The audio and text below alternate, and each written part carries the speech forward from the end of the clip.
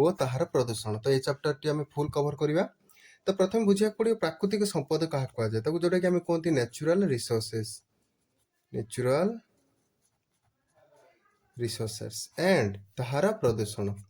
It's pollution, right. ତ ଠିକ୍ ଅଛି। ତ ପିଲାମାନେ ଦେଖ, ପ୍ରଥମେ ଆମେ ବୁଝିବା କ'ଣ ନା ପ୍ରାକୃତିକ ସମ୍ପଦ କହିଲେ ଆମେ କ'ଣ ବୁଝନ୍ତି। ପ୍ରାକୃତିକ ସମ୍ପଦ କହିବା ପୂର୍ବରୁ ମୁଁ ତୁମକୁ ଗୋଟେ କଥା କହିଦିଏ, ଆମର ଯେଉଁ ୟୁନିଭର୍ସ ଅଛି ବା ଯେଉଁ ଆମେ ଯେଉଁଟା କୁହନ୍ତି ବିଶ୍ୱ, ରାଇଟ୍। ତ ବିଶ୍ୱରେ କ'ଣ ହୁଏ ପିଲାମାନେ, ଟୋଟାଲ ବିଶ୍ୱଟା ଦୁଇଟା ଜିନିଷକୁ ନେଇକି ତିଆରି, ରାଇଟ୍। କ'ଣ ନା ଗୋଟେ ହେଲା ପଦାର୍ଥ, ହେଲା ଯେଉଁଟାକି ଆମେ ମ୍ୟାଟର କହୁଛନ୍ତି, ଆଉ ଗୋଟେ ହେଲା କ'ଣ ଏନର୍ଜି, ରାଇଟ୍, ଯେଉଁଟାକି ଆମେ ଶକ୍ତି କହୁଛନ୍ତି। ତ କ'ଣ ହୁଏ ଆମର ଟୋଟାଲ ବିଶ୍ୱଟା କ'ଣ ହୁଏ, ଏଇ ଦୁଇଟା ଜିନିଷରେ ଗଢ଼ା ପିଲାମାନେ। ଗୋଟେ ହେଲା ଏନର୍ଜି ଆଉ ଗୋଟେ ହେଲା ମ୍ୟାଟର। ତ ଏଇ ଯେଉଁ ମ୍ୟାଟର କହୁଛନ୍ତି ନା, ଏଇ ଯେଉଁ ମ୍ୟାଟର କହୁଛନ୍ତି ସେଇଟାକୁ ହିଁ ମଧ୍ୟ ଆମେ ପ୍ରକୃତି କହିପାରିବା, ହେଲା, ବା ଯେଉଁଟାକି ଆମେ କହୁଛନ୍ତି ନେଚର, ରାଇଟ୍। ଆଉ ଇଏ ତ ରହିଲା ଏନର୍ଜି, ଠିକ୍ ଅଛି। ତ ମ୍ୟାଟରକୁ କଣ୍ଟ୍ରୋଲ କରାଉଛି କିଏ, ଏନର୍ଜି, ରାଇଟ୍। ତ ବର୍ତ୍ତମାନ ଆମେ ଯଦି ଦେଖିଲେ ଯେଉଁ ପଦାର୍ଥ, ସେ ପଦାର୍ଥକୁ ଆମେ ପ୍ରକୃତି କହିପାରିବା। ତ ପ୍ରକୃତି ମାନେ କ'ଣ, ପ୍ରକୃତି କେଉଁଠି ଆସୁ, ପ୍ରକୃତିରୁ ଯାହା ଆମକୁ ମିଳେ ସେଗୁଡ଼ାକ କ'ଣ ପ୍ରାକୃତିକ, ସେଗୁଡ଼ାକ ହେଲା ପ୍ରାକୃତିକ ବା ତାକୁ କୁହାଯାଏ ନ୍ୟାଚୁରାଲ। ବର୍ତ୍ତମାନ କଥା ଉଠିବ ତ ପ୍ରାକୃତିକ କୋଉଗୁଡ଼ାକ, ପ୍ରାକୃତିକ କୋଉଗୁଡ଼ାକ ଦେଖ, ପ୍ରାକୃତିକ କୋଉଗୁଡ଼ାକ ଆମେ କହୁଛନ୍ତି ବାୟୁ, ରାଇଟ୍, ବାୟୁ, ମୂର୍ତ୍ତିକା, ଆଉ ଯେମିତିକି ତୁମର ଜଳ, ତୁମେ କହିପାରିବ ପଶୁପକ୍ଷୀ, ରାଇଟ୍, ଆହୁରି ଖଣିଜ ପଦାର୍ଥ। ତ ଏଇଗୁଡ଼ାକ ସବୁ କ'ଣ ହେଲା ନା ଆମର ପ୍ରାକୃତିକ ସମ୍ପଦ, ପ୍ରାକୃତିକ ସମ୍ପଦ ବା ତାକୁ କୁହାଯିବ ନ୍ୟାଚୁରାଲ ରିସୋର୍ସେସ୍, କାହିଁକିନା ଏଗୁଡ଼ାକ ପ୍ରକୃତିରୁ ମିଳୁଛି। ତ ବର୍ତ୍ତମାନ ଦେଖ ପିଲାମାନେ, ଯେତେ ସବୁ ପ୍ରାକୃତିକ ସମ୍ପଦ ଦେଖୁଛନ୍ତି ଏଗୁଡ଼ାକ ସବୁ ଆମକୁ ପ୍ରକୃତିରୁ ମିଳିଥାଏ, ରାଇଟ୍। ତ ଆଉ ଗୋଟେ କଥା ମନେ ରଖିଥିବା ପିଲାମାନେ, ଆର୍ଥ କ'ଣ ହୁଏ, ଆମ ପୃଥିବୀରେ କ'ଣ ହୁଏ ନା ଲାଇଫଟା ପସିବୁଲ ହେଇପାରେ, ଲାଇଫଟା କ'ଣ ହେଇପାରେ, ପସିବୁଲ ହେଇପାରେ, ଜୀବନ ସମ୍ଭବ ପୃଥିବୀରେ। କାହିଁକି ନା ପୃଥିବୀରେ କ'ଣ ହୁଏ ନା ଉଚିତ ତାପମାତ୍ରା ଅଛି, ଟେମ୍ପରେଚର ଅଛି, ଉଚିତ କ'ଣ ବାୟୁମଣ୍ଡଳ ଅଛି, ବାୟୁମଣ୍ଡଳ ଅଛି, ଆଉ କ'ଣ ନା ଏଠି ଜଳ ଉଚିତ ପରିମାଣରେ ଅଛି, ଆଉ କ'ଣ ନା ଏଠି ମୂର୍ତ୍ତିକା ଅଛି। ତାମାନେ ଯେଉଁ ଜିନିଷ ଗୁଡ଼ାକ ଲାଇଫ୍ ସଷ୍ଟେନ୍ କରିପାରିବ, ଯେଉଁଗୁଡ଼ାକ ଲାଇଫ୍ ପାଇଁ ନିହାତି ଆବଶ୍ୟକ, ସେଇ ସବୁ ଜିନିଷ ଗୁଡ଼ାକ କ'ଣ ଅଛି ନା ପୃଥିବୀ ପୃଷ୍ଠରେ ଅଛି। ଦେୟାରଫୋର୍ ସେଇଥିପାଇଁ କ'ଣ ହୁଏ ଆମର ସୋଲାର ସିଷ୍ଟମରେ, ତମେ ପିଲାମାନେ ଜାଣିଛ ସୋଲାର ସିଷ୍ଟମ କ'ଣ, ସୌରମଣ୍ଡଳ କୁହାଯାଏ, ନୁହେଁ କି, ଯେଉଁଥିରେ ଆମର ସୂର୍ଯ୍ୟ ସହିତ 8ଟା ଗ୍ରହ ଅଛନ୍ତି, ହେଲା, 9ଟା ଗ୍ରହ ଥିଲା, ବର୍ତ୍ତମାନ 8ଟା ଗ୍ରହ ଅଛି, ଯାହା ବି ହଉ। ତ ସେଇ ସୋଲାର ସିଷ୍ଟମରେ ତମର କ'ଣ କେବଳ ଆର୍ଥ, ବୈଜ୍ଞାନିକ ମାନଙ୍କ କହିବାର ଅନୁସାରେ ଆର୍ଥ ମାନେ ପୃଥିବୀରେ ହିଁ କେବଳ ଲାଇଫ୍ ପସିବୁଲ, ବିକଜ ପୃଥିବୀରେ ବଞ୍ଚିବା ପାଇଁ ଉପଯୁକ୍ତ ତାପମାତ୍ରା, ଉପଯୁକ୍ତ ବାୟୁମଣ୍ଡଳ, ଉପଯୁକ୍ତ ଜଳ ଆଉ ମୂର୍ତ୍ତିକା ଆଦି ଥାଏ, ରାଇଟ୍। ତାପରେ ବର୍ତ୍ତମାନ ଜାଣିବା, ଦେଖ ପ୍ରାକୃତିକ ସମ୍ପଦ ଯେତେ ସବୁ ଆମେ ଦେଖୁଛନ୍ତି ତାଙ୍କର ଶ୍ରେଣୀ ବିଭାଗ କରିବା। ଆସ ଦେଖିବା ପ୍ରାକୃତିକ ସମ୍ପଦର ଶ୍ରେଣୀ ବିଭାଗ, right, classification of natural resources. ସେମିତି ତ ଦେଖିବାକୁ ଗଲେ ପିଲାମାନେ ବ୍ରଡଲି ଆମେ ଯେତେ ସବୁ ପ୍ରାକୃତିକ ସମ୍ପଦ ଦେଖୁଛନ୍ତି ନା, ଆମ ଚତୁର୍ପାର୍ଶ୍ୱରେ ଯେତେ ସବୁ ପ୍ରାକୃତିକ ସମ୍ପଦ ଅଛି ନା, ସେଗୁଡ଼ାକୁ ଆମେ ବ୍ରଡଲି ଦୁଇ ଭାଗରେ ବ୍ୟକ୍ତ କରିପାରିବା।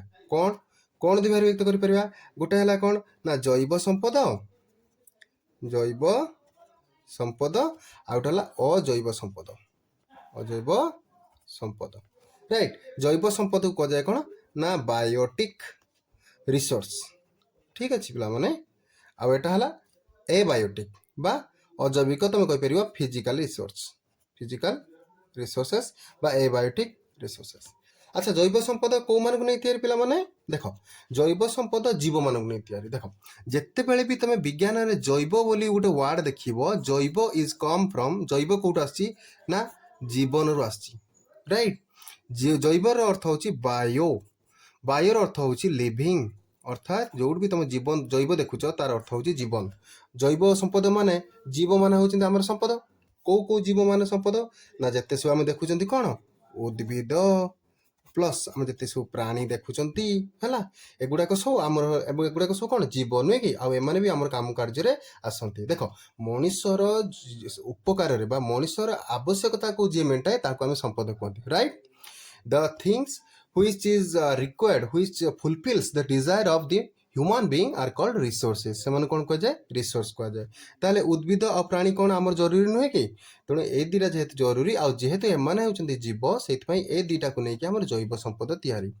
ଆଉ ଗୋଟେ କଥା ମୁଁ ତମକୁ କହିଦିଏ ପିଲାମାନେ, ଆମର ଏଇ ଉଦ୍ଭିଦ ପ୍ରାଣୀ ଭିତରେ ଯେତେ ସବୁ ଜୀବ ଅଛନ୍ତି ନା, ଆମ ଦୁନିଆରେ ଯେତେ ଜୀବ ଅଛନ୍ତି ସମସ୍ତଙ୍କୁ ନେଇକି ଆମର ଜୈବ ସମ୍ପଦ ତିଆରି। ତେଣୁ ଆମେ କହିପାରିବା ଆମର ଯେଉଁ 5ଟା କିଙ୍ଗଡମ୍ ଥିଲା, ନୁହେଁ କି?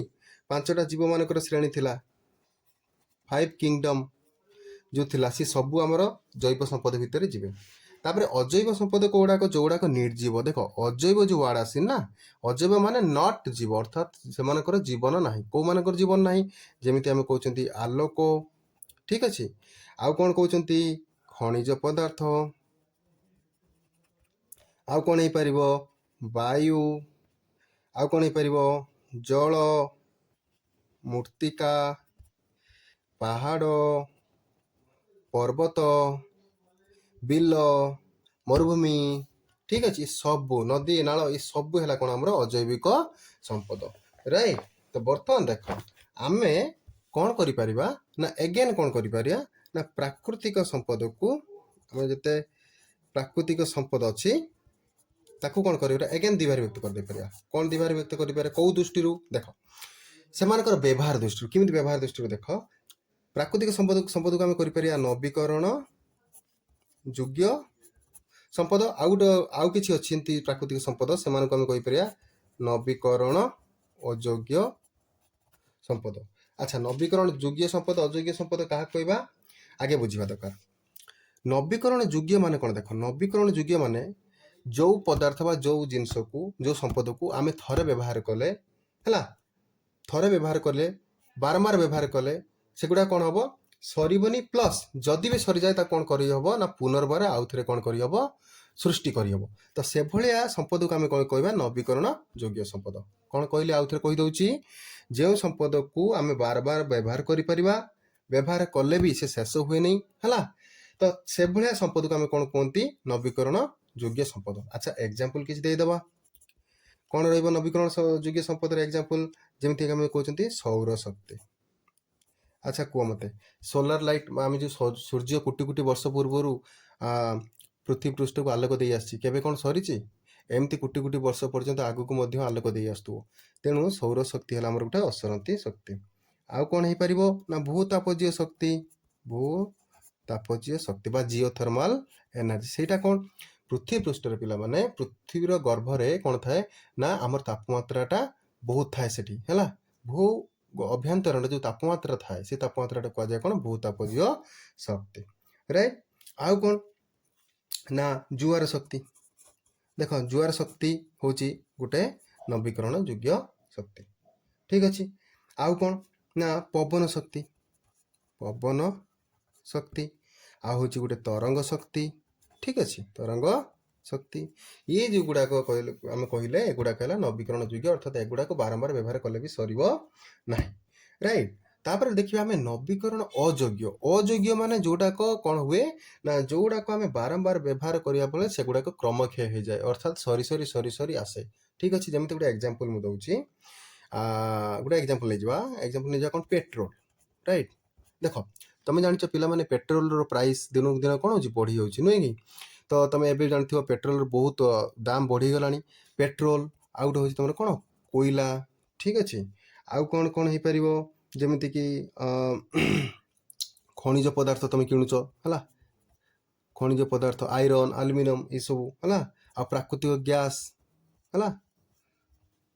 ତମେ ଯେଉଁ ରୋଷେଇ, ତମ ମା ମାନେ ଯେଉଁ ରୋଷେଇ କରୁଛନ୍ତି, ହେଲା, ଗ୍ୟାସ୍ ସିଲିଣ୍ଡର, ସବୁଥିରେ ପ୍ରାଇସ୍ ବଢ଼ୁଛି ନା ନାହିଁ? କାହିଁକି ପ୍ରାଇସ୍ ବଢ଼ୁଛି? ପ୍ରାଇସ୍ ଏଥିପାଇଁ ବଢ଼ୁଛି କାରଣ ଏମାନଙ୍କର ଏମାଉଣ୍ଟଟା କ'ଣ? ଏମାନଙ୍କର ଏମାଉଣ୍ଟଟା କମି କମି ଯାଉଛି, କମି କମି ଯାଉଛି। କାହିଁକି କମି କମି ଯାଉଛି? କାରଣ ଏଗୁଡ଼ାକ ହେଲା କ'ଣ? ଏଗୁଡ଼ାକ ହେଲା ସରନ୍ତି ସମ୍ବଳ। ସରନ୍ତି ମାନେ ଏମାନଙ୍କୁ ବ୍ୟବହାର କଲେ ଏମାନଙ୍କର ଏମାଉଣ୍ଟଟା କମି କମି ଆସିବ, ଠିକ ଅଛି। ଆଉ ଏଗୁଡ଼ାକର ଆଉ ଗୋଟେ ନେଗେଟିଭ୍ ପଏଣ୍ଟ ହେଲା କ'ଣ ନା, ଏଗୁଡ଼ାକ ପୁନଃ ଭରଣକ୍ଷମ ନୁହନ୍ତି। ପୁନଃ ଭରଣକ୍ଷମ ନୁହନ୍ତି। ଆଚ୍ଛା, ପୁନଃଭରଣ ମାନେ ଆଉ ଥରେ, ଥରେ ସରିଗଲେ ଆଉ ଥରେ ଆମେ ତାକୁ ସୃଷ୍ଟି କରିପାରିବା ନାହିଁ। ଯଦି ପ୍ରାକୃତିକ ଗ୍ୟାସ୍ ମାନେ ସରିଗଲା ନା, ଆଉ ଥରେ ଆମେ ପ୍ରାକୃତିକ ଗ୍ୟାସ୍ ବନେଇ ପାରିବା ନାହିଁ। ପେଟ୍ରୋଲ ସରିଗଲେ ପେଟ୍ରୋଲ ଆଉ ବନେଇ ପାରିବା ନାହିଁ, ଠିକ ଅଛି। ତ ଏସବୁ ଜାଣିଲେ, ବର୍ତ୍ତମାନ ଆସ ଜାଣିବା ବାୟୁ କ'ଣ। आस बर्तमान आम जानिबा वायु बा एयर। जपरि आम जानी पिला माने कौन ना वायु ही आमर जीवन गोटे महत्वपूर्ण अंग। ठीक अच्छे वायु बिना बंची पार ना ये आमर स्थिति दरकार। फास्ट कथा हूँ कौन आमर एक्जिस्टेंस ये दरकार एक्जिस्टेंस आमर वायु निहाती दरकार। वायु बिना कहीं बंची पारे राइट। तापर आ गोटे कौन ना जीवजगत ये दरकार जीवजगत वायु निहाती आवश्यक। अच्छा वायु कहीं आवश्यक देख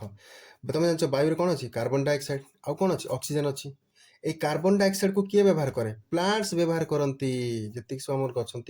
उद्भिद मान व्यवहार करती कौन पर व्यवहार करती प्लांट्स व्यवहार कर कौन करे कौ प्रोसेस करे से फोटोसिंथेसिस कहुए आलोक श्लेषण।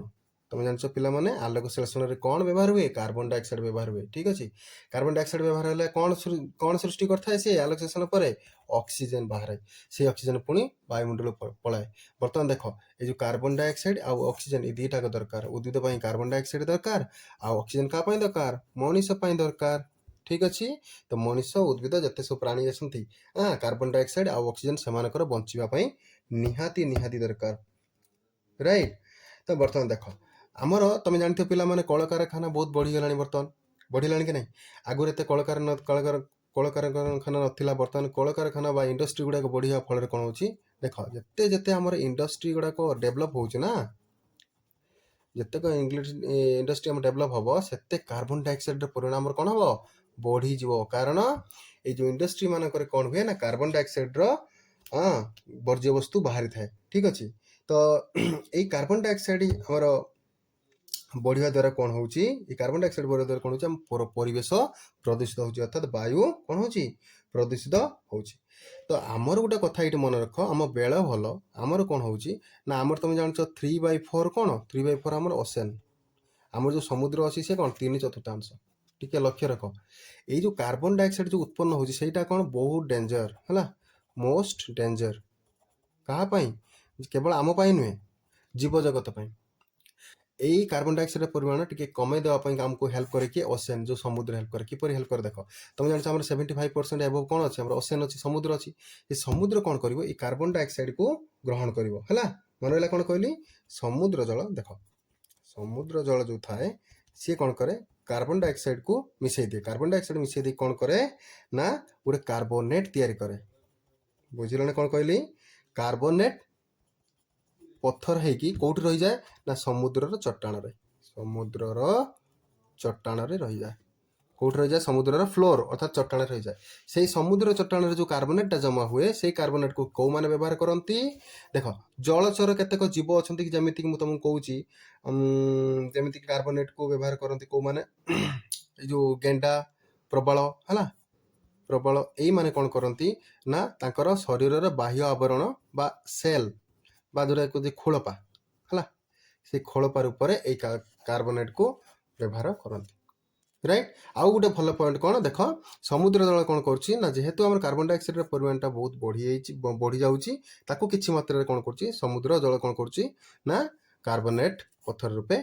बन दूँ जोटा कि चट्टाण रही जाऊँगी जोटा कि कार्बन डाइऑक्साइड परिमाण को किसी मात्रा से कमे दूँ। ठीक अच्छे जदि समुद्र जल न था मन रख जब समुद्र जल न था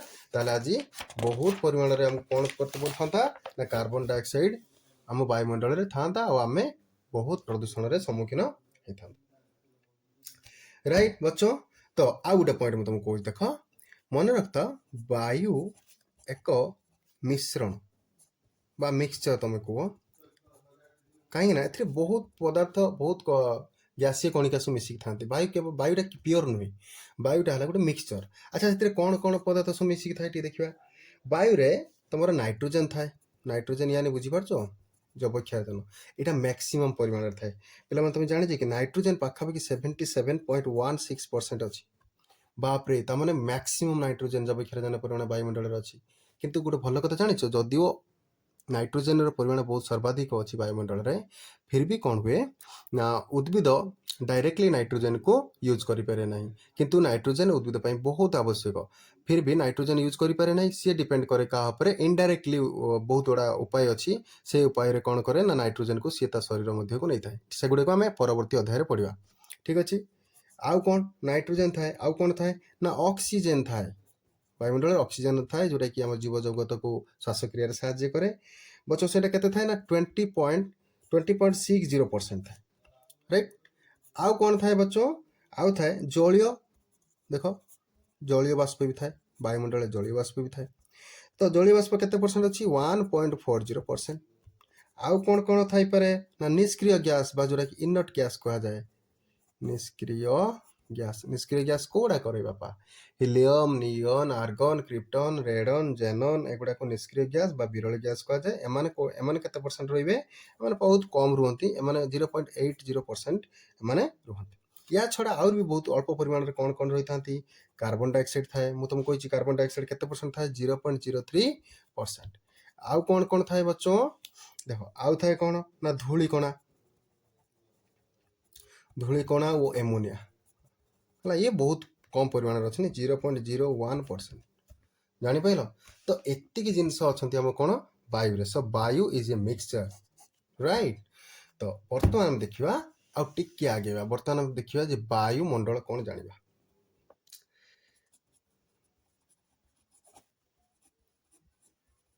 वायुमंडल बात कहते आम एटमोस्फियर अच्छा आम चतुर्पार्श्व जो गैसीय आवरण अच्छी आम वायु बोली कहते राइट देख आम चतुर्पार्श्व मैंने सपोज धरी यहाँ अर्थ पृथ्वी है यहाँ अर्थ तुम जानच आम अर्थ रोटी पृष्ठर अच्छा है ये बहुत गुड़ा गछ अच्छी आम भी रोचे बहुत फैक्ट्री भी अच्छी ठीक अच्छे बड़ बड़ स्कूल कॉलेज सब अच्छी आम पृष्ठर रोचे ठीक अच्छे ये पृष्ठर रहा द्वारा कौन हो पृथ्वीर गोटे गैसीय आवरण घेरिक रही है गोटे गैसीय आवरण पृथ्वी कौन कह घेरिक रही माध्याकर्षण बल जो कौन हो गैसीय आवरण गुड़ाक पृथ्वी को गोटे आबद्ध कला भाया कर रखिंट ये चारिपटे है घेरी होकर रही तो जेहेतु से पृथ्वी चारिपटे घेरी होकर रही से आवरण को आम कहते कौन वायुमंडल कौन कहते वायुमंडल ठीक अच्छे पे अच्छा मु कौशे आमे षष्ठ अध्याय पढ़िलु विभिन्न प्रकार मंडल विषय पढ़िलु कि नहीं मन पकाओ कौन कौन सब मंडल विषय पढ़िल देख गोटे पढ़िलु कौन वायुमंडल ठीक आ गोटे पढ़िलु बारीमंडल आ गोटे कौन पढ़िलु अश्ममंडल आ गोटे है तुम जैवमंडल ताने आमर पृथ्वीटा को चारिटा मंडल में भाग कराई जैवमंडल कौ मान रे जी सब जीव मान रे है मनीष कतुर आरंभ कर हाथी पर्यंत एमिबा पाखु आरंभ करके शैवाल पर्यंत बड़ बड़ गछ पर्यंत सब रे जैवमंडल में अच्छा वायुमंडल में किए केवल एयर राइट अच्छा बारीमंडल किए रे बारी मान जल जलमंडल अर्थात जिते नदी नाल पोखरी समुद्र जिते अच्छे सी सब बारीमंडल जी अच्छा अश्म मान कौन लैंड है जिते सब जो जो आम लैंड देखुच लैंड माने कौन ये जो आम स्थल भाग देखुच से गुड़ाक आम अश्ममंडल जाऊँगी किंतु लक्ष्य कर ये जो चार्टा भितर आम बर्तमान वायुमंडल पढ़ा जाऊँ डिटेल है धीरे धीरे आम सब पढ़ा तो बर्तमान देखा जे वायुमंडल रे विभिन्न स्तर देख पे मुझे तुमको जो कहती पृथ्वी चारिपटे जो गैसीय आवरण घेरी रही है कौन कहते वायुमंडल कहते नुह कि से जो गैसीय आवरण घेरी रही है से पाखापाखि पृथ्वी 1600 किलोमीटर ऊपर पर्यंत आमर से गैसीय आवरण अच्छी ठीक अच्छे आ से गैसीय आवरण बहुत गुड़ा स्तर अच्छी है सबू स्तर सामान नुहे कि सबू स्तर में वायुर घनता सामान नुहे कि सबू स्तर में वायुर कणिका मानकर अवस्थान भी सामान नुहे ठीक अच्छे आम देखा कौ स्तर में ना कौन आ स्तर में कार्य किपरि सेठिकार कौन कौन सब घटना घटे आम सब देखा अच्छा फास्ट देखा जे पे वायुमंडल वायुमंडल जो पृथ्वी ऊपर अच्छी सपोज देख मुझे काटुची मनकर एटा अर्थ ठीक अच्छे एटा अर्थ यार ऊपर जिते उपरको जीव या जिते उपरको जीव तुम मैंने गोटे गोटे स्तर देखा पाइब वायुमंडल स्तर फास्ट स्तर यहाँ आउ गोटे स्तर यहाँ आउ गोटे स्तर यहाँ तापर आउ गोटे स्तर एटा तापर आउ गोटे स्तर एटा ठीक अछि पृथ्वीर जो फास्ट स्तरटा पिला माने ताको कहती ट्रोपोस्फियर कौन कहती ट्रोपोस्फियर अच्छा ट्रोपोस्फियर ऊपर जो स्फीयर भागटा अछि सेटा कह जाय कोन स्ट्राटोस्फियर स्ट्राटोस्फियर स्ट्राटोस्फियर ऊपर जो भागटा अछि ता कहती मेसोस्फियर राइट मेसोस्फियर ऊपर जो भागटा अछि ताको कह जाय थर्मोस्फियर राइट थर्मोस्फियर ऊपर जो भागटा अछि जोटा कि लास्ट स्फीयर सेटा हला एक्सोस्फियर हला बुझेला तो वर्तमान देख प्रत्येक स्तर रे बा प्रत्येक स्फीयर रे प्रत्येक मंडल रे कौन कौन घटना सब घटे देख ए जो ट्रोपोस्फियर कहलेनी कि बच्चों ए जो ट्रोपोस्फियर रे कौन हुए ना भूपृष्ठ पाखापाखि 20 किलोमीटर पर्यंत व्यापी तमाने ये केते पर्यंत जाइछि 20 किमी पर्यंत राइट देखा गला 20 किलोमीटर पर्यंत व्याप्त आउ स्ट्राट एथिरे कौन हुए ट्रोपोस्फियर आउ कौन हुए ना जीव आम जो श्वासक्रिया करछन्ते ना जीव माने जो वायुमंडल आम श्वासक्रिया जो वायुटा आम भितर को नौ सेटा एई ट्रोपोस्फियर मिली थाए ता माने अच्छा ठीक अच्छे मुझे तुमको खाली कही दूची जे प्रथम एटा केते किलोमीटर पृथ्वी पृष्ठ अच्छी तापर मुझे तुमको कहबी ट्रोपोस्फियर कौन हुए सब डिटेल कहबी है ट्रोपोस्फियर टा देखने अप टू केते किलोमीटर पर्यंत 20 किलोमीटर पर्यंत अच्छा स्ट्राटोस्फियर अप टू मन रखता 50 किलोमीटर पर्यंत अच्छा तापरे मेसोस्फियर अप टू केते किलोमीटर पर्यंत ना 85 किलोमीटर पर्यंत तापरे आमर आसला कि थर्मोस्फियर केते पर्यंत ना 450 किलोमीटर पर्यंत ठीक अच्छा तापरे लास्ट है जोटा कि तुम एक्सोस्फियर सी कौन हम ना 450 किमी रु अधिका माने 450 किलोमीटर ऊपर को जिते अच्छी सी सब एक्सोस्फियर जी ठीक अच्छे मुझे गोटा डिटेल ये कहीदे वन बाय वन कहीदे फास्ट है कौन फास्ट किए ना फास्ट है ट्रोपोस्फियर अच्छा ट्रोपोस्फियर केते भूपृष्ठरू मन रख पिला माने भूपृष्ठरू केते ना प्राय 20 किलोमीटर जाए अच्छी किए ट्रोपोस्फियर अच्छा आउ कौन कौन ना श्वासक्रिया जो आमर जो श्वासक्रिया जीव जगत जो श्वासक्रिया जो वायु दरकार हुए हाँ सी यही ट्रोपोस्फियर मिले राइट तापर आस पड़िया 2 नंबर कौन ना स्ट्राटोस्फियर अच्छा स्ट्राटोस्फियर केते ना सही भूपृष्ठरू केते ना 20 किलोमीटर रु 50 किलोमीटर भितर ये रहिबो स्ट्राटोस्फियर स्तरटा रहिबो अच्छा एथिरे खासियत कौन माने विशेषत्व कौन ना एथिरे तुमर ओजोन लेयर अछि ओजोन स्तर थाए तुम जानि तो ओजोन स्तर कौन ओजोन अणुटा कौन O3 राइट सो आमर कौन हुए ना ये देख ये जो स्ट्राटोस्फियर कौन हुए एठी गोटे कौन हुए एने गोटे ओजोन लेयर गोटे थाए है जो लेयरटा कौन करे ना आमको पृथ्वी जो अल्ट्रा भायोलेट रेज आसे जो ईवी रेज आसे से रश्मि आमको कौन करे रक्षा करथाए ठीक अच्छे जेहेतु वायु प्रदूषण अधिक बढ़ीगलानी तेणु ओजोन लेयर कौन होची ना से छिद्र देखा मिललानी से छिद्र जो कौन होची ना ओजोन स्तर छिद्र हवा द्वारा सूर्य रश्मि स्ट्रेट से छिद्र बाटे देकी पृथ्वी पृष्ठ को आसी आम चर्म पड़ा द्वारा आमको चर्म कैंसर बा स्किन कैंसर होची विभिन्न प्रकार कैंसर रोग होची ठीक अच्छे तेणु आमको कौन करछंती ना सूर्य पाखर से जो यूवी रश्मि आसे यूवी अर्थात अल्ट्रा भायोलेट रे आसे से रे को आमको से रे ठारू आमको बंचिया पई भगवान हमको गोटे प्रोटेक्टिव लेयर देछन सेटा हला कोन ozone layer and that is situated in stratosphere right तापर नेक्स्ट हला कोन मेसोस्फियर अच्छा मेसोस्फियर कौन हुए ना एटा हला 50 रु तुम 85 किलोमीटर भीतर रहिबो पृथ्वी पृष्ठ अब एथिरे कौन घटना घटे देख ये जो आमर मेसोस्फियर ना यार तापमात्रा बहुत कम तापमात्रा -90 डिग्री सेल्सियस राइट तुम देख ये पाखापाखि पूरा कोल्ड एरिया नुहे कि तुम गोटे कथा लक्ष्य रख आम पृथ्वी पृष्ठ जिते जिते उपरको जीवा ना पृथ्वी पृष्ठ जिते उपरको जीवा आम टेम्परेचरटा से कमी कमिका जीव राइट फिर भी को जगार टेम्परेचर भेरिएसन हम अर्थात तुम ट्रोपोस्फियर स्ट्राटोस्फियर मेसोस्फियर कौटी टेम्परेचर अधिका थाईपे कौट टेम्परेचर कम थाईपे कौटी एयर मलिक्यूल्स गुड़ाकर घनता बेसी थाईपे कौट कम थाईपे ठीक अच्छे तो ये डिफरेन्स तो कॉमन सेंस रहिबो हला ठीक अच्छे से देख आम जेहेतु आम जानते जे पृथ्वी पृष्ठ उपरକୁ गले टेम्परेचर कमी कमी जाए से देख आम जो माउंटेन उपरକୁ जाती मनकर गोटे बड़ पर्वत उपरକୁ चलीगला है ये जगह देखिए पर्वत उपरକୁ गला तुमको ठंडा महसूस हम ठीक अच्छे कहीं ठंडा महसूस हुए बिकज यू आर अप है तुम उपरको जाऊ चलो तापर मेजोस्फीयर सरला आम पढ़िया थर्मोस्फीयर पढ़ा थर्मोस्फीयर अच्छा थर्मोस्फीयर रे कौन हुए थर्मोस्फीयर रे कौन हुए ना ये तुमर 85 रु पाखापाखि 450 किलोमीटर पर्यंत व्याप्त आउ ये है भेरी हॉट रीजन बहुत एथिरे बहुत तापमात्रा थाए कोठी ये जो आमर थर्मोस्फीयर बहुत तापमात्रा थाए तापर आउ कौन थाए पे देख ना एठिकार टेम्परेचर अर्थात तापमात्रा केते जानिच 1200 डिग्री सेल्सियस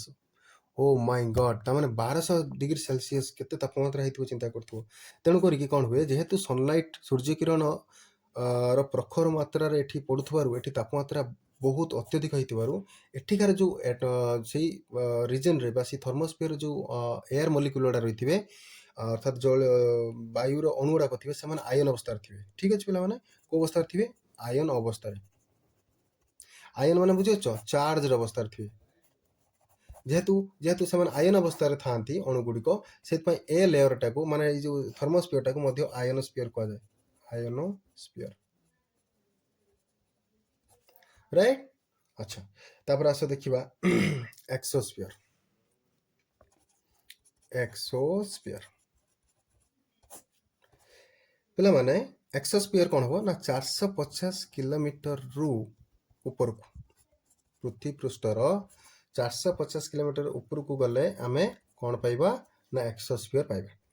अच्छा एक्सोस्फीयर कौन हम ना एठी श्वासक्रिया कौन एयर न थाए मन रख श्वासक्रिया कौन एयर न थाए आ रीजन टा कौन ना बहुत ठंडा बहुत कौन ठीक अच्छे पे मैंने अच्छा तापर आम पढ़ा टिके वर्षा वर्षा बा रेन वर्षा किपरि सृष्टि हुए है ना वर्षा सृष्टि होवा द्वारा कौन कौन सब भल बा मंद हुए तामें जाना पे मैंने वर्षा सहित आम तो डेली नीतिदिनिया परिचित वर्षा द्वारा आम कौन हुए ना समुद्र नदी नाल पोखरी परिपूर्ण हो जाए जल रे तो से जल किपरि आसे से गुटाक आम जाना आगे कॉन्सेप्ट बुझा आगे कॉन्सेप्ट बुझा जे किपरि वर्षा हुए पे मैंने देख मु केतक जिनस तुमको बुझाऊँगी तुम जानी आमे जल कौट कौट जल आगे थाए देख पोखरी जल थाए थाए कि नहीं अच्छा नदी रे जल थाए अच्छा ह्रदर जल थाए आ कौट जल थाए समुद्र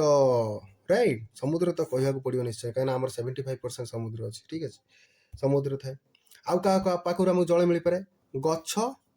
राइट गछ पाखर भी आमको जल मिल पाए तुमको सारे गछ पाखर केमती मिल अच्छा गछ उत्सर्जन करे कि नहीं उत्सर्जन कौन ना जलर उद्भिदर बायवीय अंश जो एक्सट्रा वाटर टा बाहर जाए गचर जो एक्सट्रा वाटर टा पत्र देकी बाहर जाए सेटा कौन कह जाए सेटा हूँ जल गचर उत्सर्जन है गचर उत्सर्जन मध्यम जल जलीय बाष्प आकार कौन हम वायुमंडल में निर्गत होता है ठीक अच्छे तेणु जल पाख गछ पाखर भी आम कौन पाती ना आम जल पाते से तो कहती कौन ना उद्भिद आम बंधु कारण उद्भिद द्वारा भी आम कौन हुए वर्षा हुए किपर भी आम बुझा देख तो पोखरी नदी ह्रद समुद्र गछ एम पाखे आम कौन जल पाती तो सूर्य कौन हम देख ये सूर्य ठीक अच्छे सूर्य किरण देख सूर्य किरण पोखरी भी पड़ो सूर्य किरण नदी भी पड़ो सूर्य किरण ह्रदर भी पड़ो सूर्य किरण समुद्र भी पड़े आ सूर्य किरण तुम गछ उपर भी पड़े ठीक किंतु ये लक्ष्य रख पोखरी रे नदी रे ह्रदर समुद्र रे जो सूर्य किरण पड़ो जे ये जो जल गुड़ाक कौन हम ना उत्तप्त हो कौन हम वायुमंडल को जलीय बाष्प आकार पलैब ठीक अच्छे तो एम कौन सब एम सब वायुमंडल को जलीय बाष्प हो सब पलैबे जलीय बाष्प हो पलैबे वायुमंडल को आ गछ कौन कर ना उत्सवेदन मन रख गछ कौन कर ना गचर जो सनलाइट पड़ो से कौन हम उत्सवेदन कौन हम स्टार्ट है उत्सवेदन कौन हुए ना वायुमंडल कौन हुए ना जल बिंदुड़ा सब बाहर बाहर आसे देख H2O सब बाहर बुलिबे ठीक अच्छे कि तुम ये फोटोसिंथेसिस आम आलोकसेशन हुए से भी कौन हुए ना आमर जल उत्पन्न हुए किपर जल उत्पन्न हुए देख फोटोसिंथेसिस कौन कही तुम प्रथम कौन आसे ना कार्बन डाइऑक्साइड प्लस वाटर को पत्र कौन कर एम को मिसेकी सूर्यालोक उपस्थित रे पत्र हरितकण साहाय्य से कौन तैयारी कर ना ग्लूकोज कौन तैयारी कर ग्लूकोज प्लस तैयारी कर कौन ना ऑक्सीजन ठीक अच्छे एति तैयारी करेंगे ना ये जो ऑक्सीजन टा है प्लस वाटर भी तैयारी करिवो এই যে ওয়াটারটা কোন କରିବ ନା ସେ ବାୟୁମଣ୍ଡଳକୁ ଜଳୀୟ ବାଷ୍ପ ଆକାରରେ ଛାଡ଼ିଦେବ କାହା ମାଧ୍ୟମ ଦେଇ ପତ୍ର ମାଧ୍ୟମ ଦେଇକି ଷ୍ଟୋମ ବାଟ ଦେଇକି ସେ ଛାଡ଼ିଦେବ ଆଚ୍ଛା ସେଇ ଉତ୍ସେଦନରୁ ଆମେ ଜଳ କଣାଟା ପାଇଲେ କି ନାହିଁ ଉତ୍ସେଦନରୁ ଆମେ ଜଳ କଣାଟା ପାଇଲେ ଆଚ୍ଛା ଏମାନଙ୍କ ପାଖରୁ ବି ଜଳ କଣା ପାଇଲେ ଏମାନଙ୍କ ପାଖରୁ ବି ଜଳ କଣା ପାଇଲେ ୟା ପାଖରୁ ବି ଜଳ କଣା ପାଇଲେ ଇଏ କଣ ହବ ଉପରକୁ ଉଠିବ ବଚ ଏ ସବୁଗୁଡ଼ା କଣ হবে ଏମାନଙ୍କ ପାଖରୁ ଯେତେ ସବୁ ପୋଖରୀ ପାଖରୁ ନଦୀ ପାଖରୁ ହ୍ରଦ ପାଖରୁ ସମୁଦ୍ର ପାଖରୁ ଆଉ ଗଛ ପାଖରୁ ମାନେ ସମସ୍ତ ପାଖରୁ କଣ ହବ ନା ଜଳ ବିନ୍ଦୁ ଉପରକୁ ଉଠିବ ଆଉ ଗୋଟେ କଥା ମନେ ରଖିଥାଅ ଯେତେ ଉପରକୁ ଜଳ ଉଠିବ ନା ଜଳଟା ସେତେ ଥଣ୍ଡା ହେଇକି ଯିବ ଥଣ୍ଡା ହେଇକି ଯିବ ଥଣ୍ଡା ହେଇକି ଯିବ ରାଇଟ୍ ତ ସେଇଠି କ'ଣ ହବ ପିଲାମାନେ ଦେଖ ଆକାଶକୁ ଉଠିଯିବ ଆକାଶକୁ ଉଠିଲା ପରେ ଥଣ୍ଡା ହେଇଯିବ ଥଣ୍ଡା ହେଇସାରିଲା ପରେ କ'ଣ ହବ ନା ତାହା ବିଭିନ୍ନ ଧୂଳି କଣା ସହିତ ଆଟାଚ୍ ହବ ଧୂଳି କଣା ସହିତ କ'ଣ ହବ ଧୂଳି କଣା ସହିତ ଆଟାଚ୍ ହବ ଅର୍ଥାତ୍ ଧୂଳି କଣା ଚାରିପଟେ ବାନ୍ଧିଯିବ ସେ ଜଳଟା ବାନ୍ଧି ହେଇସାରିଲା ପରେ ଓଜନ ହେଇଯିବ ଓଜନ ହେଇସାରିଲା ପରେ କ'ଣ ହବ ନା ଜଳବିନ୍ଦୁ ଆକାରରେ କ'ଣ ହବ ନା ପୃଥିବୀ ପୃଷ୍ଠକୁ ଆସିବ ଦେଖ ଏମିତି ପୃଥିବୀ ପୃଷ୍ଠକୁ ଆସେ ଦେଖିପାରୁଛ ବଚ୍ଚ ଏଇ ଯୋଉ ପୃଥିବୀ ପୃଷ୍ଠକୁ ଜଳବିନ୍ଦୁ ଗୁଡାକ ଆସନ୍ତି ସେଇଟା କୁହାଯାଏ ବର୍ଷା ସେଇଟା କ'ଣ କୁହାଯାଏ ବର୍ଷା ବା ରେନଫଲ୍ ରାଇଟ୍ ବୁଝିଲା କ'ଣ କହିଲି ତେଣୁ এই যে ବର୍ଷା ହେବା ଏଟା ହେଉଛି ଗୋଟେ ତମର ଚକ୍ରାକାର ପ୍ରକ୍ରିୟା କାରଣ ତମେ ଜାଣିଥିବ ଜଳଚକ୍ର ମାଧ୍ୟମରେ ପଡ଼ିଥିବ ପୋଖରୀ ନଦୀ ହ୍ରଦ ସମୁଦ୍ର ଏମାନଙ୍କ ପାଖରୁ ଜଳଟା ଗଲା ବର୍ଷା ହେଲା ପୁଣି ପୃଥିବୀ ପୃଷ୍ଠକୁ ପଳେଇଲା ପୁଣି କ'ଣ ହବ ନା ସେଇ ଜଳ ପୁଣି ଗଛ ସମୁଦ୍ର ହ୍ରଦୀ ନଦୀ ପୋଖରୀରେ ମିଶିଯିବ ପୁଣି ଏଗେନ୍ କ'ଣ ହବ ନା ତମର ବର୍ଷା ହେଇକି ପୁଣି ପଳେଇ ଆସିବ ତାମାନେ ଏଇଟା କୁହାଯାଏ ଜଳଚକ୍ର ହେଲା ରାଇଟ୍ ୟାକୁ ଆମେ ବୁଝିନେଲେ ଆଚ୍ଛା ବର୍ତ୍ତମାନ ଏଇ ବର୍ଷା ହେବା କନସେପ୍ଟକୁ ବୁଝିନେଲେ ବର୍ତ୍ତମାନ ଆସ କିଛି ଆଉ କିଛି ଜାଣିବା ଆଉ ଗୋଟେ କଥା ମନେ ରଖ ପିଲାମାନେ ଏଇ ଯୋଉ ଟିକେ ଆଗରୁ ମୁଁ କହିଲି ବେଳେବେଳେ ଆମେ ଦେଖିଥିବ କୁଆପଥର ହୁଏ ନୁହେଁ କି କୁଆପଥର ହୁଏ ନା ନାହିଁ ବରଫ ମାନେ ବରଫ ବର୍ଷା ହୁଏ ସେ ବରଫ ବର୍ଷାଟା କିପରି ହୁଏ ନା ଦେଖ କ'ଣ ହୁଏ ନା ଏମାନଙ୍କ ପାଖରୁ ଯୋଉ ଆମର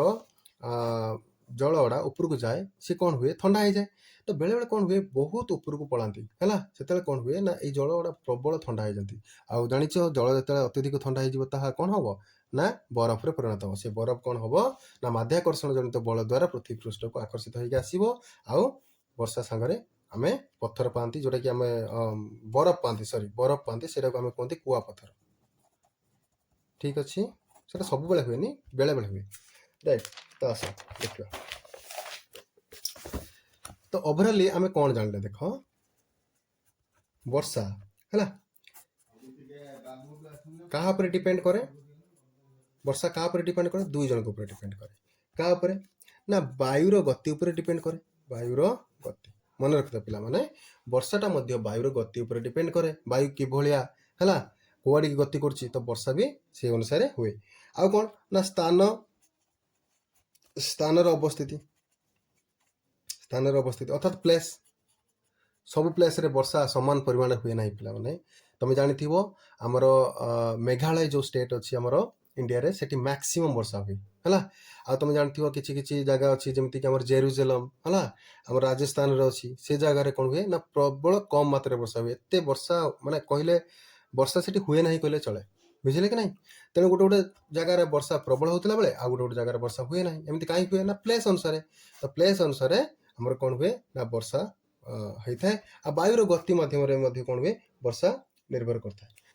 ଆଚ୍ଛା ଆଉ ଗୋଟେ କଥା ଏଇଠି ତମେ ଲକ୍ଷ୍ୟ ରଖ ମୁଁ କହିଦିଏ ମୋଷ୍ଟଲି ହେଲା ଅଧିକାଂଶ କ'ଣ ହୁଏ ଅଧିକାଂଶ ଆମର ଯୋଉ ବର୍ଷା ହୁଏ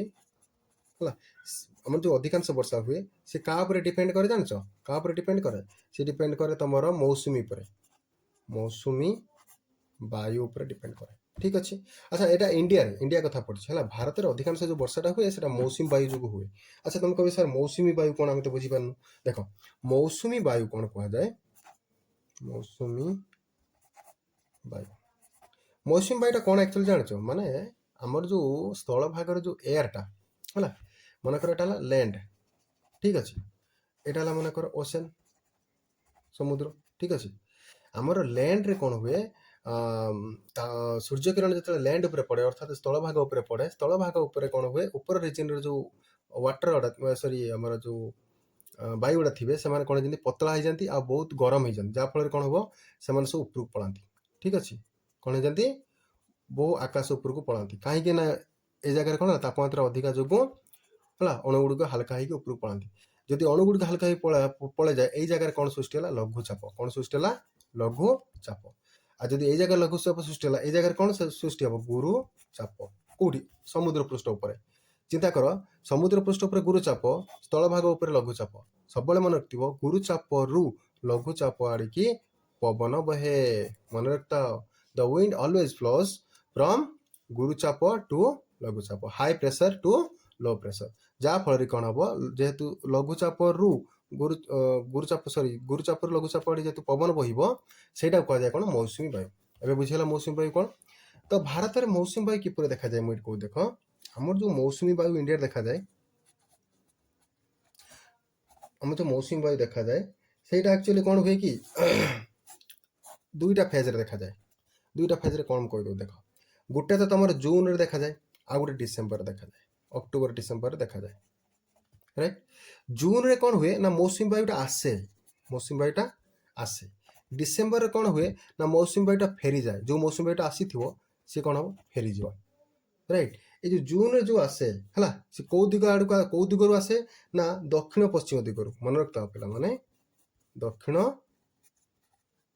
पश्चिम दिगरु आसे मौसुमी वायुटा आसिकी जो रिटर्न कर सी कौ दिग रिटर्न कर ना उत्तर पूर्व दिग तो माने मौसुमी वायु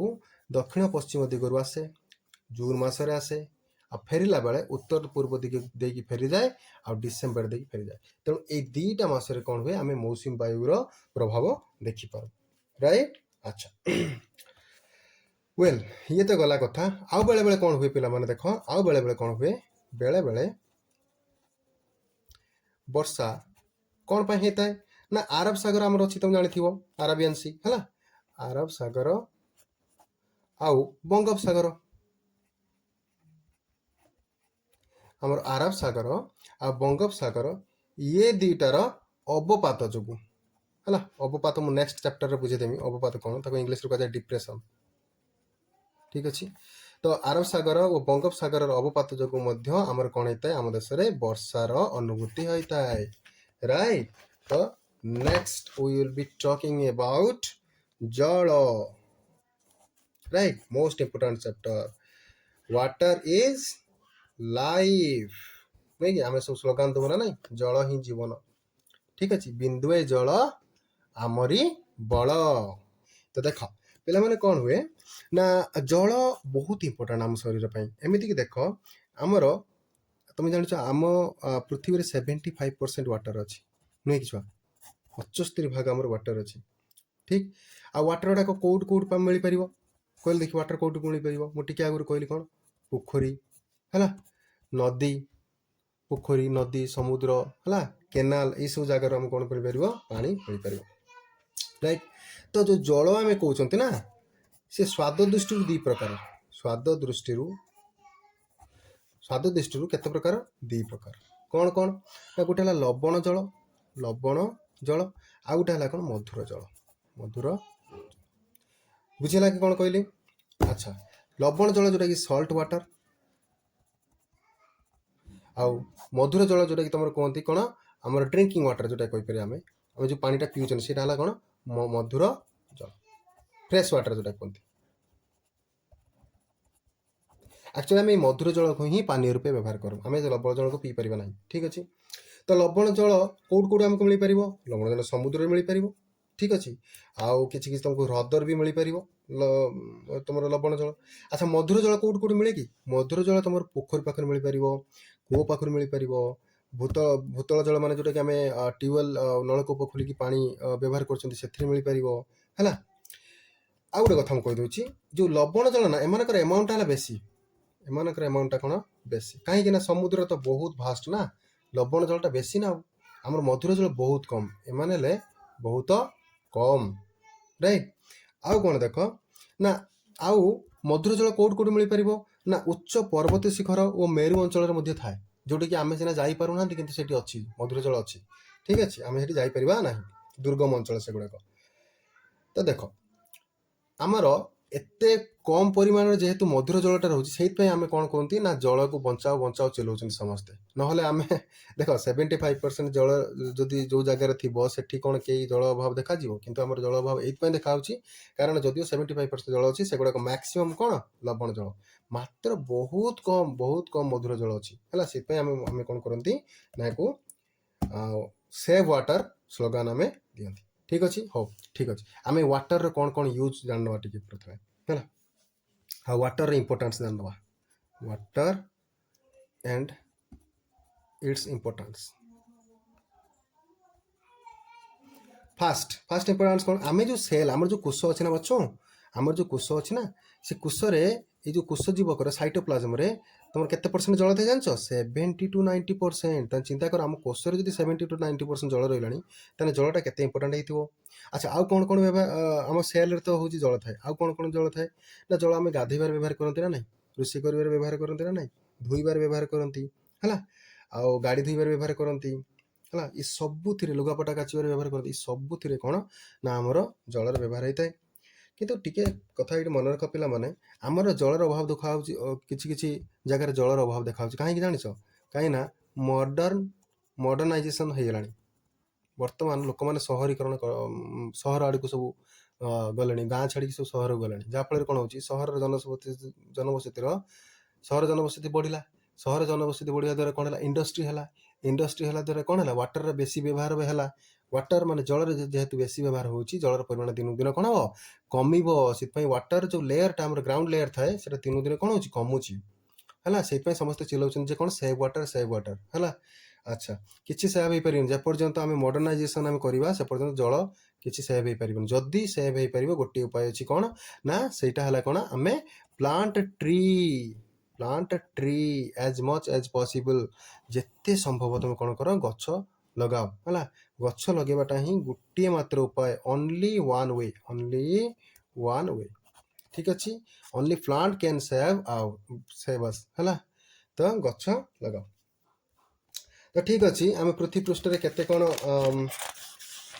जिते सब जल अच्छे से परसेंटेजटा टी देखी ना जहाँफल कि परीक्षार आसीपे मन रखता पिला माने पृथ्वी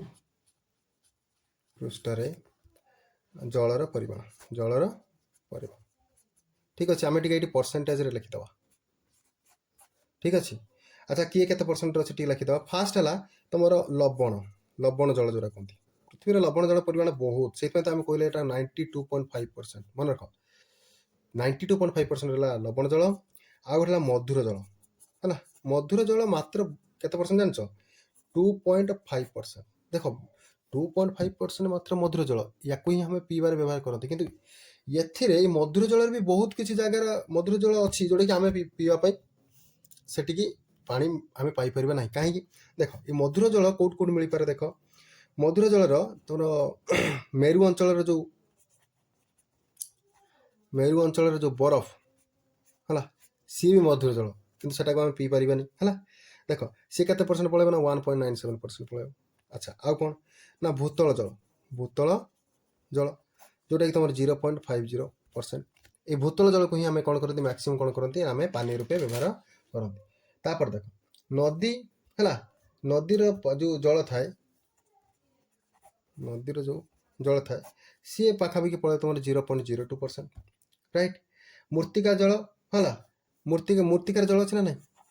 मूर्तिकार जो माटी आम कहते से जल अच्छे ना ना से अच्छे 0.01% राइट। आउ कौन ना वायुमंडल रे हमर जलीय कणा वायुमंडल आम जलीय कणा अच्छे। अच्छा वायुमंडल कौन जलीय कणा थाए यस थाए जोटा कि आम कह ह्यूमिडिटी अर्थात कौन कह आर्द्रता है the presence of water molecule in the air is called humidity अर्थात कौन वायुमंडल रे जल कणार उपस्थिति को ही आम आर्द्रता कहूँ। तो सेटा जल कणा केते परसेंट थाए ना 0.001%।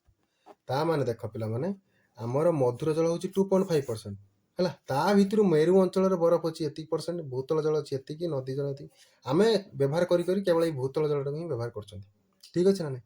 ଓକେ, ତାପରେ ଆମେ ଟିକେ ଦେଖିବା ମୂର୍ତ୍ତିକା।